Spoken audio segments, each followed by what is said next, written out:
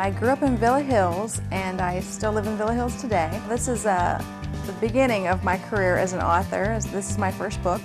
I've been a writer for more than 20 years, starting way back when I went to Dixie Heights High School. I worked on the school newspaper. That's kind of where I got my start in writing. And I've dabbled in all kinds of writing for magazines and newspapers, but I've always loved history, so when I thought of this title and talked to Arcadia, it all kind of fell into place. My husband and I are both from this area, so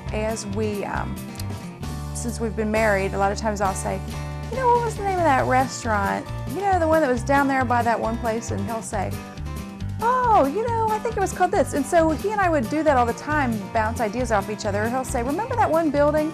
And we would always try to remember different places. And so sometimes we'd say, there must be pictures of this somewhere. So that kind of evolved over the years, and then it just sort of all led to this book. I would call people that I knew and start out with, hey, I'm writing this book. I know you used to have a business here. Did you happen to have any pictures? But I also had my parents and my sister and relatives of the Kremer family also making those same calls. And then if they didn't have any pictures, sometimes they would know someone who did. So I didn't always work with people I knew.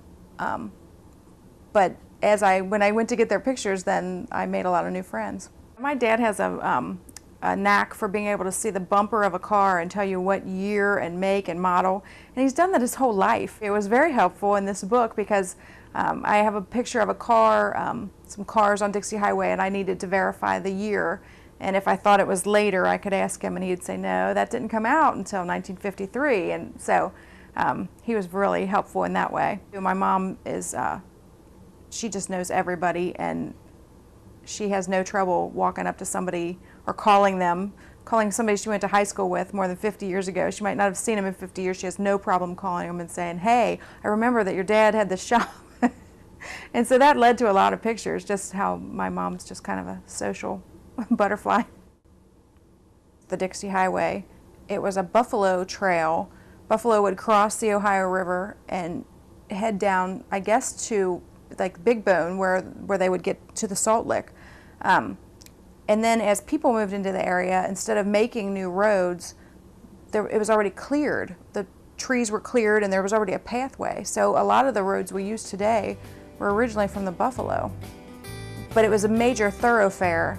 And then I think it was in the early 20s, they came up with the idea of a road that would go from Michigan to Florida, all one paved road, which was a big deal that it would be paved. And a lot of different areas of the state were trying to get Dixie Highway to go through their part. And I believe actually 3L Highway in the Latonia and Covington area was in the running. And I also think that in Alexandria, 27 through there was also in the running. So it got to be US 25 that came through our area. And it became known as the Dixie Highway. The picture that I use on the cover is a monument being pulled by a 20-horse team. I think, judging by the landscape, this is right through Park Hills, probably just coming up the hill, maybe before Covington Catholic, where Covington Catholic is now.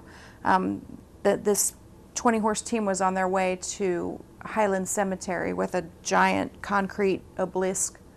And I just think that's something that we don't think about today. If you go to a cemetery and you see these giant 100-year-old monuments, we probably don't think, how in the world did they get these here? Most of the businesses along Dixie Highway are credited with Northern Kentucky's growth. So the businesses and the communities, the churches, all of that grew because Dixie Highway came through. Now today we have I-75 that goes through Northern Kentucky, and a lot of people don't take the Dixie Highway. But what I've found is that if you take Dixie Highway, that's where you see the real personality of each of these little towns. You could be on the expressway and just miss it all. You can also drive from one end to the other and not even realize how many little towns you've been through. But I do think, you know, that's where these cities have their roots, and that is where they get their personality.